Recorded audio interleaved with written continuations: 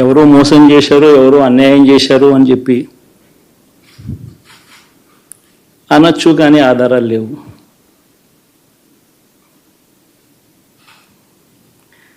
ఏం జరిగిందో దేవుడికి తెలుసు. పెద్ద నేనైతే చేయగలిగింది ఏమీ లేదు. ప్రజల తీర్పు తీసుకుంటాం, కానీ మంచి చేయడానికి మాత్రం ప్రజలకు తోడుగా ఖచ్చితంగా ఉంటాం. వాయిస్ ఆఫ్ ది వాయిస్లెస్ కింద ఈ పార్టీ తాను చేయాల్సిన పని తప్పకుండా చేస్తుంది. పేదవాడికి అండగా ఉండే కార్యక్రమంలో ఎప్పుడూ కూడా పేదవాడికి తోడుగా ఉంటూ గలం వెప్పుతుంది, పేదవాడికి అండగా నిలుస్తుంది. పెద్ద పెద్ద వాళ్ళ కూటమి ఇది, ఢిల్లీలో సైతం శాసించే పరిస్థితుల్లో ఉన్న కూటమి ఇది.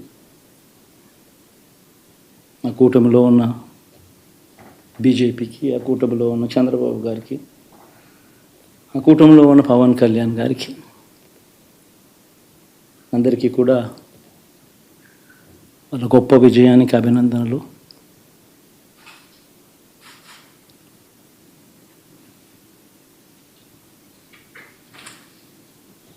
ఓడిపోయినా కూడా నా ప్రతి కష్టంలో కూడా తోడుగా అండగా నిలబడిన నా ప్రతి నాయకుడికి, ప్రతి కార్యకర్తకు, ప్రతి వాలంటీర్కు,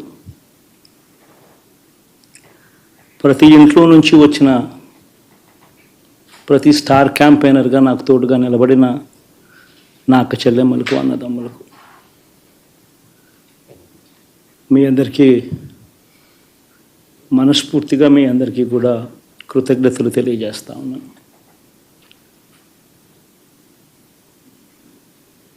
ఏం జరిగిందో తెలియదు, కానీ ఏమి చేసినా, ఎంత చేసినా ఇంకా 40% ఓటు బ్యాంకు మాత్రం తగ్గించలేకపోయారు. ఖచ్చితంగా మళ్ళీ ఇక్కడి నుంచి లేస్తాం.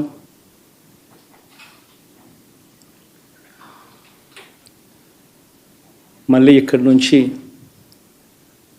గుండె ధైర్యంతో నిలబడి మళ్ళీ లేస్తాం.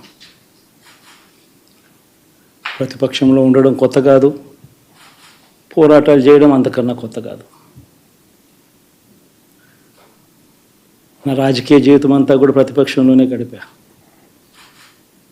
ఈ 5 సంవత్సరాలు తప్ప. పోరాటాలే చేశా. రాజకీయ జీవితంలో ఎవడు చూడని కష్టాలు కూడా అనుభవించా.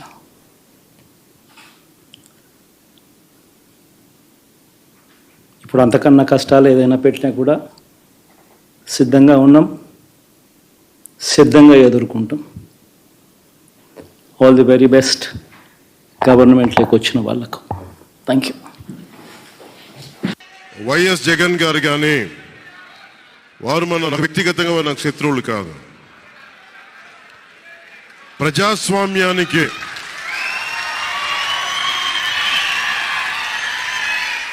ఇది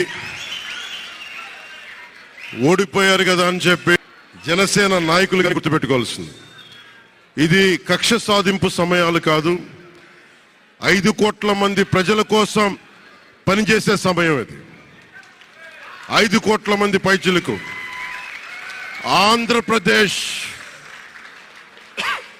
ఆంధ్రప్రదేశ్ విభజన జరిగినప్పటి నుంచి ఈ రోజు దాకా మనం నలుగుతూనే ఉన్నాం. ఆ రోజులు అయిపోయినాయి, ఆ చీకటి రోజులు అయిపోయినాయి. ప్రతి ఒక్కరం బాధ్యతతోటి భవిష్యత్తు తరాల కోసం బాధ్యతని భుజాల మీద వేసుకొని చాలా బాధ్యతాయుతంగా జవాబుదారీతనంతో కూడిన రాజకీయ ప్రభుత్వం, రాజకీయ మనకి ఆలోచన విధానం ఉంటుంది. ప్రాణంతో బతకాలంటే జై జగన్ అనమంటే జై తెలుగుదేశం, జై చంద్రబాబుని ప్రాణాలు వదిలిన సందర్భం చంద్రయ్య. ఇది తలుచుకుంటే ఆ కమిట్మెంటే, ఆ త్యాగాల ఫలితమే ఈరోజు ప్రజాస్వామ్యాన్ని కాపాడుకోగలిగాం.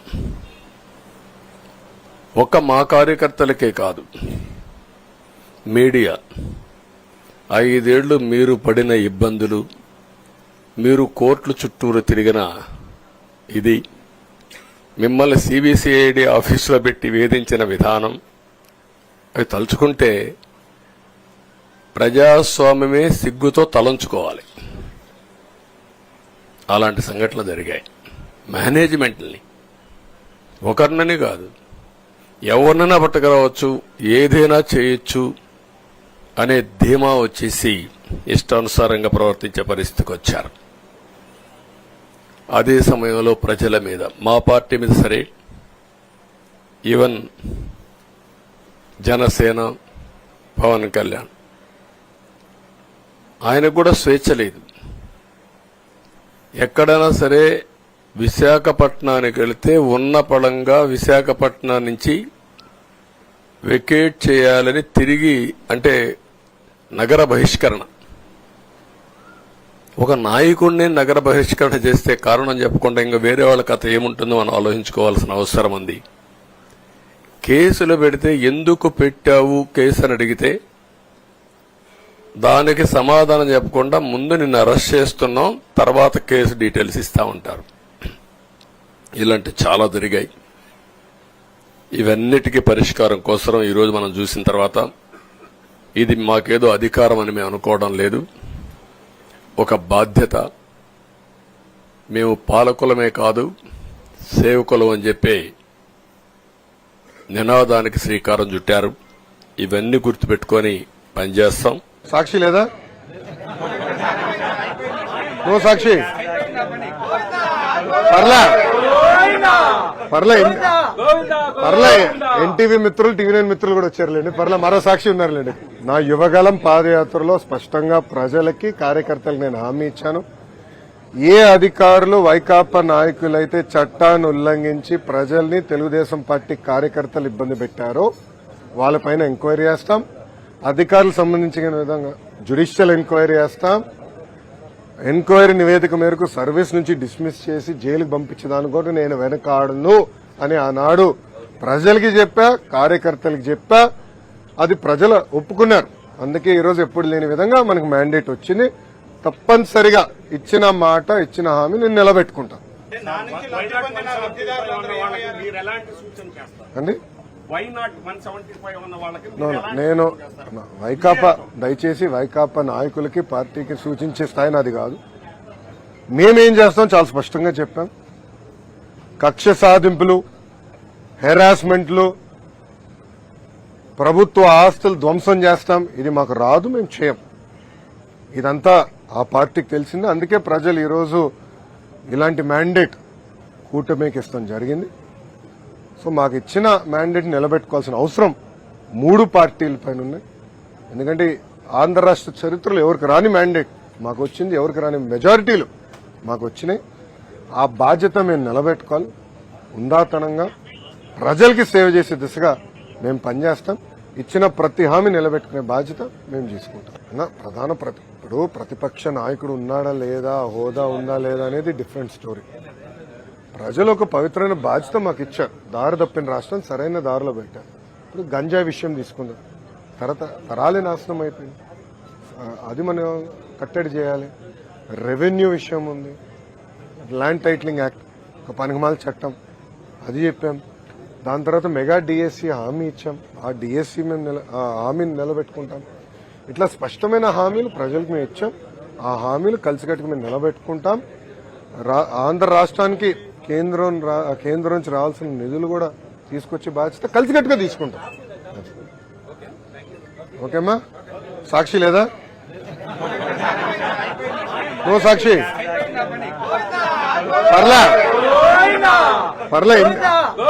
పర్లే ఎన్టీవీ మిత్రులు, టీవీ9 మిత్రులు కూడా వచ్చారులేండి. మరో సాక్షి ఉన్నారులేండి. ఓకే గురుగారు, థ్యాంక్ యూ. ఉంటాను సార్. అందరు నమస్కారం. ఈ 5 సంవత్సరాలు జరిగిన విధ్వంసం మీరు ఒకసారి చూసిన తర్వాత ఇది ఒక 30 సంవత్సరాలకు ఎంత డ్యామేజ్ చేయాలనో అంత డ్యామేజ్ జరిగింది. వ్యవస్థలు విధ్వంసమయ్యాయి. మొత్తం ఎకానమీ కుప్పగూలిపోయింది. అప్పులైతే ఎంత చేశారో ఇంకా లోతు పోతే తప్ప మనకు తెలియదు. ఎక్కడెక్కడ చేశారో ఏమేం చేశారో తెలియదు. ఇంకొక పక్క ఎక్కడికక్కడ సహజ సంపద, ఒక శాండ్ కావచ్చు, మినరల్ వెల్త్ కావచ్చు, లేకపోతే ఏదంటే అది, ఇంకా మాకు అడ్డే లేదు, ఏమైనా చేయగలుగుతాం, ఎవరైనా అడ్డొస్తే తొలగించుకుంటా పోతామనే ధీమాతో ముందుకు పోయారు. కొంతమంది భయపడి రాలేకపోయారు, ఎదిరించలేకపోయారు. నా కళ్ల ముందర ఒక రైతు చూస్తే ఆ పొలం పక్క నుండి ఇసుక తీసేస్తే అక్కడ భూగర్భ జలాలు ఉండవు. వ్యవసాయానికి నీళ్లు కూడా కొరత వస్తుంది. పక్క నుండే పొలాల్లో కూడా నీళ్లు ఉండవు. కానీ మాట్లాడే సాహసం చేయలేకపోయాడు.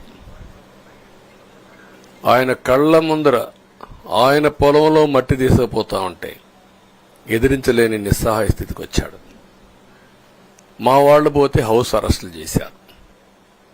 ఇవన్నీ చెప్పుకుంటూ పోతే ఒకటి కాదు, చాలా జరిగాయి. అవన్నీ కూడా ఇదే అసెంబ్లీలో నాకు, మా కుటుంబానికి, మా మిస్సెస్కి జరిగినటువంటి అవమానానికి నా జీవితంలో ఎప్పుడూ బాధపడలా. నా మీద బాంబులతో దాడి చేసినప్పుడు కూడా వీరోచితంగా ఎదుర్కొన్నా. 2003 సెప్టెంబర్, అక్టోబర్ నాకు ఇప్పటి కూడా జ్ఞాపకం.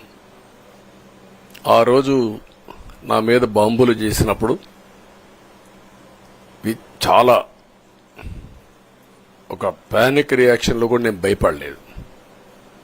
అలాంటి వ్యక్తిని మీరు చూస్తే, అది ఆ సంఘటన చూసిన తర్వాత ఇలాంటి కౌరవ సభలో ఉండడం కరెక్ట్ కాదని అసెంబ్లీలో చెప్పి, దానికి కూడా మైక్ ఇవ్వకపోతే చెప్పేసి బయటొచ్చి ప్రెస్ కాన్ఫరెన్స్ చెప్పి అనౌన్స్ చేశాను.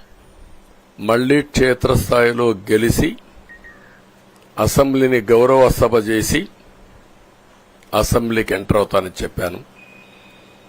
నేను ఏదైతే ఆ రోజు ఒక ప్రతిజ్ఞ చేశాను, దాన్ని నిజం చేయడానికి ప్రజలు సహకరించారు. మామూలుగా సహకారం కాదది. నేను ఇన్ని సంవత్సరాలు చాలాసార్లు చాలా ఎలక్షన్లో గెలిచాం, కొన్ని ఎలక్షన్లో ఓడిపోయాం. ఎలక్షన్లో ఓడిపోయినప్పుడు నేను ఎప్పుడూ కుంగిపోలేదు. ఎలక్షన్లో గెలిచిన తర్వాత గంతులేయలేదు. నిబ్బరంగా ఓడిపోయినప్పుడు ఒక బాధ్యత ప్రతిపక్షంలో ఉండి పనిచేయాలి, గెలిపించినప్పుడు ఒక బాధ్యత ప్రజలకు మెరుగైన సేవలు అందించి వాళ్ళని ముందుకు తీసుకుపోవాలని ప్రయత్నం చేశాం. ఎప్పుడూ ప్రజాప్రచారణ ఉన్నాం. అలాంటిది జరిగిన తర్వాత ఈరోజు మళ్లీ ఇదే అసెంబ్లీకి నేను ఏదైతే చెప్పానో అది చేసి వెళ్ళడం అనేది ఒక తృప్తి, ఒక గౌరవం. ఆ గౌరవాన్ని నిలబెట్టిన ప్రజలను కూడా మనస్ఫూర్తిగా అభినందిస్తూ మీ రుణం తీర్చుకుంటాం. ఏ విధంగా పనిచేయాలో పనిచేస్తాం.